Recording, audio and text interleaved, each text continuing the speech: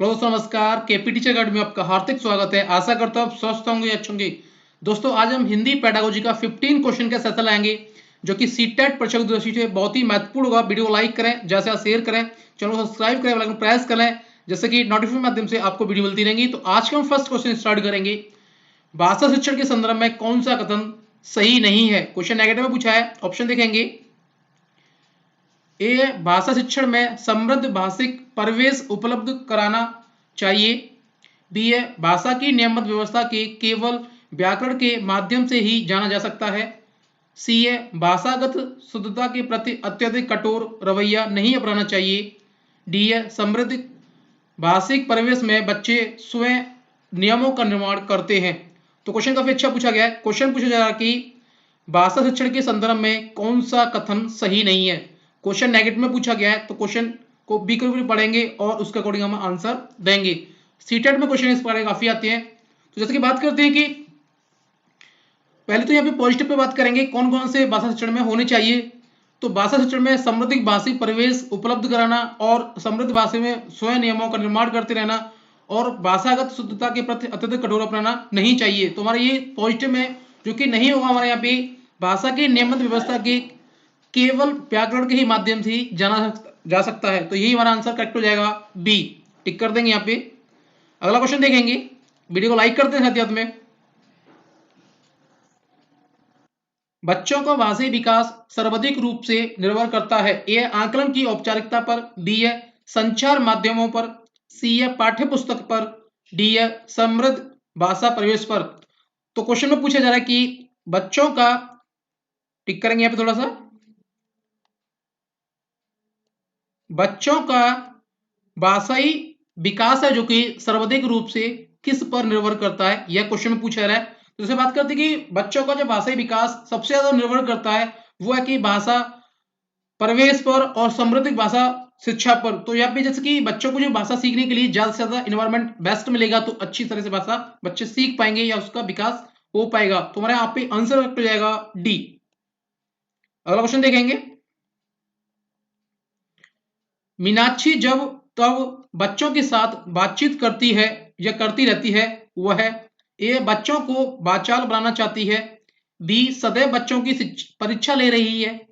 सी, समय नष्ट कर रही है। डी, बच्चों को भाषा अर्जित करने के लिए परिवेश दे रही है। तो ऐसे क्वेश्चन देखेंगे कि मीनाक्षी एक टीचर है और जो कि अपने कक्षा कक्ष में बच्चों के साथ बातचीत करती रहती है, तो वह किस प्रकार का परिवेश कर रही है, किस प्रकार की क्रियाकलाप किए जा रहे हैं मीनाक्षी टीचर के माध्यम से। तो जैसे बात करते हैं कि वह बच्चों को भाषा अर्जन करने के लिए प्रवेश दे रही है, तो हमारा आंसर रहेगा डी। अगला क्वेश्चन देखेंगे की भूमिका उसको समझने की होती है जो शिक्षार्थी और शिक्षक निर्धारित लक्ष्यों की दिशा में करते हैं। ए, मूल्यांकन वृद्धि। बी है, आकलन प्रगति। सी है, मूल्यांकन अधिगम। डी है, आकलन अधिगम। तो क्वेश्चन पूछा जा रहा है कि किसकी भूमिका किसकी भूमिका उस पर या उसको समझने में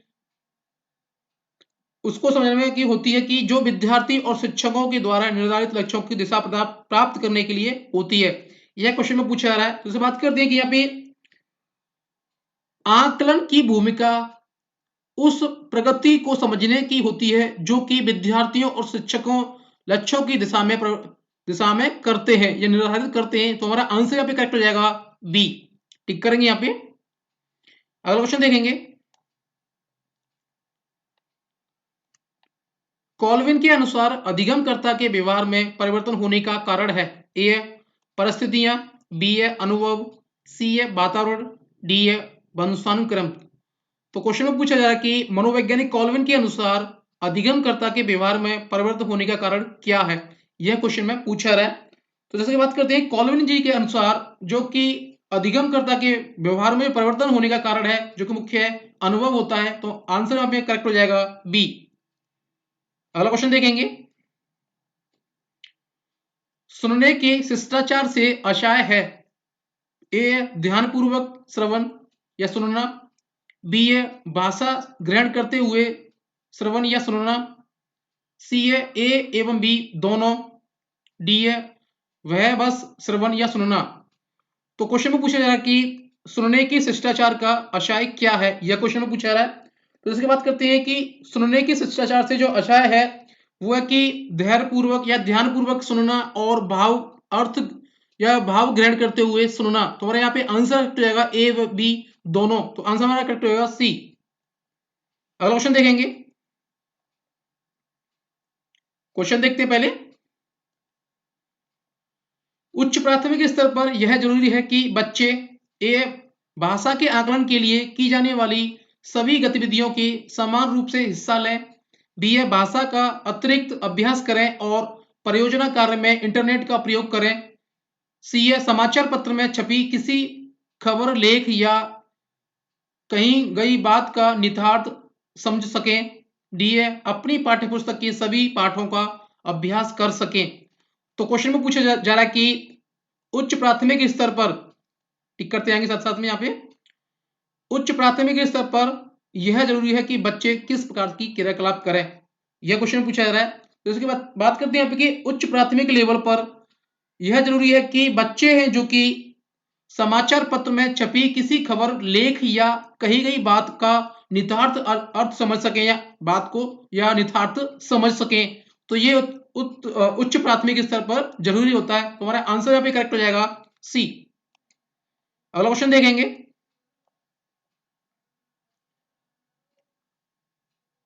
एक छात्र कक्षा शिक्षण में शिक्षिका द्वारा प्रदत्त ज्ञान को आत्मसात नहीं कर पाता है। वह वही ज्ञान दूरदर्शन के माध्यम से छात्र द्वारा सरलता से आत्मसात कर लिया जाता है। इस प्रकार शिक्षक एवं छात्र के माध्यम अभाव है। ऑप्शन देखेंगे। ए है संप्रेषण का, बी है ज्ञान का, सी है रुचिपूर्ण शिक्षण की का, डी है अधिगम कौशलों का। तो क्वेश्चन में पूछा जा रहा है कि एक छात्र है जो कि कक्षा शिक्षण में शिक्षक के द्वारा जो प्रदत्त ज्ञान को दिया जाता है वो उसे आत्मसात नहीं कर पाता है। वही ज्ञान दूरदर्शन के माध्यम से छात्र द्वारा ग्रहण कर लिया जाता है सरलता से, या आत्मसात कर लिया जाता है सरलता से। तो इस प्रकार का जो शिक्षक है और छात्र के बीच में जो माध्यम है वो किसका अभाव है, यह क्वेश्चन में पूछा जा रहा है। तो इसके बात करते हैं कि यह संप्रेषण का अभाव है, क्योंकि बच्चे और शिक्षक के बीच में जो संप्रेषण हो रहा है, ये जो अधिगम हो रहा है, वार्तालाप हो रहा है, वो सही से नहीं हो पा रहा है, या उसके अकॉर्डिंग वो शिक्षण विधियां नहीं है जिससे कि बच्चा सीख पाएगा। तो हमारे यहाँ पे आंसर करेक्ट हो जाएगा ए। अगला क्वेश्चन देखेंगे। निम्नलिखित में से क्या हिंदी पाठ्यक्रम निर्माण का एक सिद्धांत नहीं है? क्वेश्चन नेगेटिव में पूछा गया है। ऑप्शन देखेंगे। ए है क्रिया का सिद्धांत, बी है एकीकरण का सिद्धांत, सी है समव्यय का सिद्धांत, डी है सतत आत्मसात का सिद्धांत।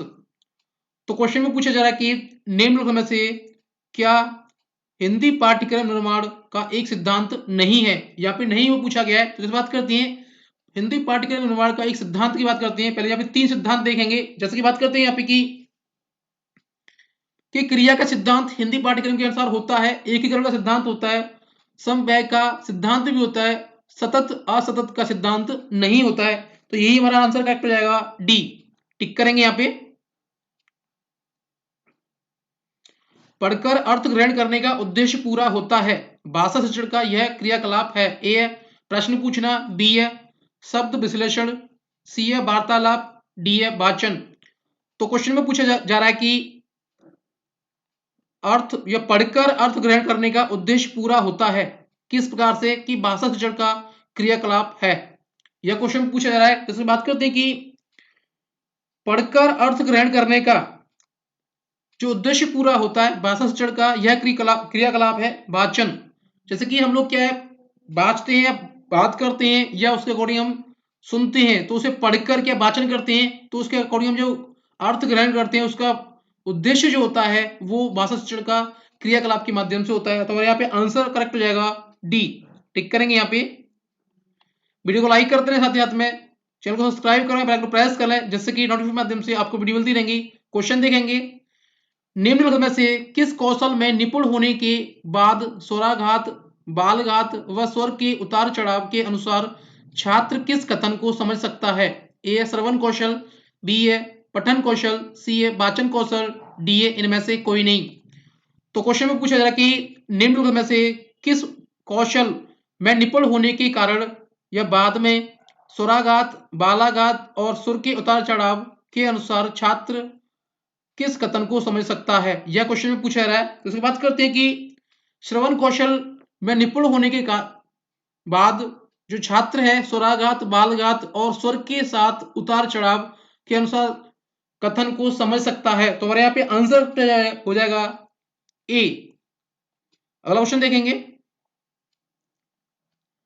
निम्नलिखित में से कौन सी शिक्षण विधि श्रवण कौशल की शिक्षण में सर्वाधिक उपयोगी है? ए है प्रश्नोत्तर, बी है सस्वर वाचन, डी है भाषण, माफ कीजिए सी है भाषण, डी है ये सभी। तो क्वेश्चन में पूछा जा रहा है कि निम्नलिखित में से कौन सी शिक्षण विधि है जो कि श्रवण कौशल शिक्षण विधि में या शिक्षण में सबसे ज्यादा उपयोगी होगी या सर्वाधिक उपयोगी, ये क्वेश्चन में पूछा जा रहा है।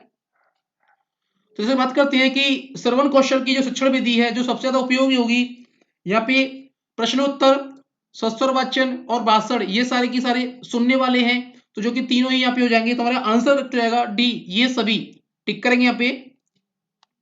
अगला क्वेश्चन देखेंगे, भाषा और चिंतन में संबंध होता है यह कथन ए पूर्णतः सही है, बी है आंशिक रूप से सही है, डी सी है पूर्णतः गलत है, डी है व्यर्थ का है।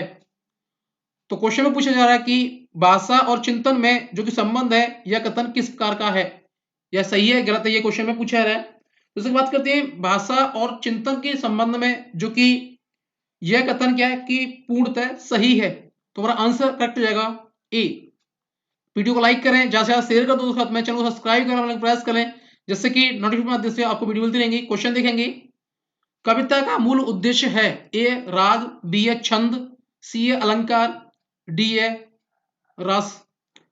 तो क्वेश्चन में पूछा जा रहा है कि कविता का मूल उद्देश्य क्या है, यह क्वेश्चन में पूछा जा रहा है। तो बात करते हैं कि कविता का जो मूल उद्देश्य होता है वो राग होता है, इसके माध्यम से क्या उसका गायक होता है, उसकी एक लय बनती है। तो यही हमारा आंसर हो जाएगा ए।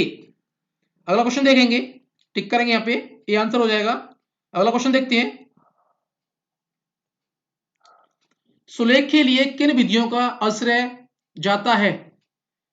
ए अनुलेखन, बी है प्रतिलेख, सी है श्रुतलेख, डी है ये सभी। तो यहाँ पे क्वेश्चन में पूछा जा रहा है कि सुलेख के लिए किन विधियों का आश्रय जाता है, मतलब श्रेय जाता है, ये क्वेश्चन पूछा जाता है जा रहा है कि जाता है या कर लिया जाता है किसके कारण, ये क्वेश्चन में पूछा रहा है। तो इसमें बात करते हैं कि सुलेख विधि के लिए या विधियों का आश्रय है जो कि यह श्रेय जाता है अनुलेखन, प्रतिलेखन और श्रुतलेखन, ये तीनों ही विधि के लिए जाता है। तो हमारा आंसर हो जाएगा डी। तो दोस्तों हमारे सेशन यहाँ पे यही समाप्त होता है। वीडियो को लाइक करें, ज्यादा से ज्यादा दोस्तों के साथ में शेयर करें, चैनल को सब्सक्राइब करें, बेल को प्रेस कर लें जिससे कि नोटिफिकेशन माध्यम से आपको वीडियो मिलती रहेंगी। तो मिलते हैं नेक्स्ट सेशन में। जय हिंद दोस्तों, वंदे मातरम।